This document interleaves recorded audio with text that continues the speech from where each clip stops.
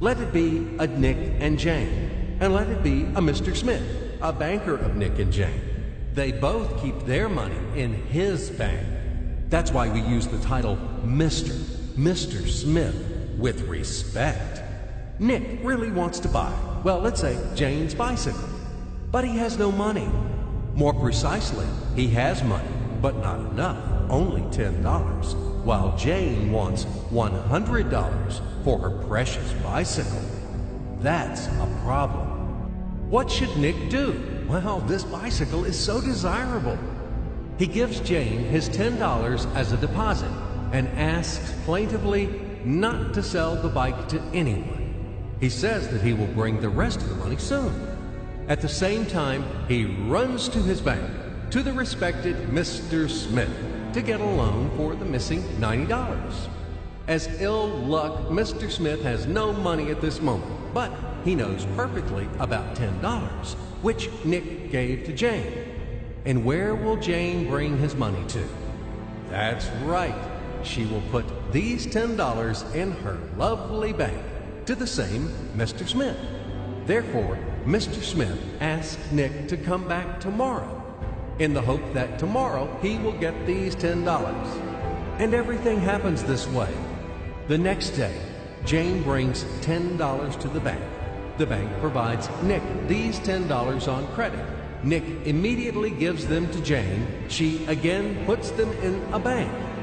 The bank again provides Nick these $10 on credit, etc. As long as Nick the fool will gather enough money for the bicycle. Don't you get confused yet? Be patient, I told you. These demons have been trying to confuse you during 1,000 years. These damn economists and financiers. But anyway, we will figure everything out. So what do we have in the end? Nick finally got the bike from Jane. Wow! But at the same time, Nick owes $90 to the bank, Mr. Smith.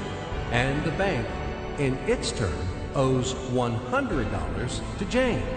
In other words, those $10, which existed initially, have magically turned into $200, $190 of debts plus real $10. But these $10 would also turn into $1,000, even in a million or a billion, if Nick would make a more expensive purchase. In this case, our $10 would make the increasing number of its cycles, circuits from hands to hands. That's it. So, what happens in today's world? SOS! It appears that banks also make money out of thin air and multiply them. Not only Fed can produce money, but banks either. In short, everybody can do this, except you and me. We are not in the business at this celebration of life. I would like to print or draw some money as well. In fact, these banks multiply money without any control.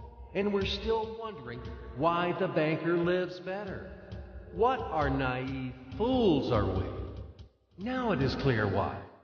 The one who produces the money, of course, lives better. But this is not enough.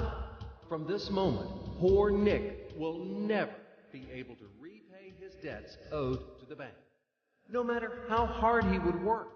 Silly Nick doesn't know it yet, that he's in slavery to the bank, in credit bondage forever, because those $90, which he owes to Mr. Smith, do not exist in nature at all. Sly Mr. Smith made his money out of nothing. He created them out of thin air, just one click. And $10 turned into $200. Yes, but you can object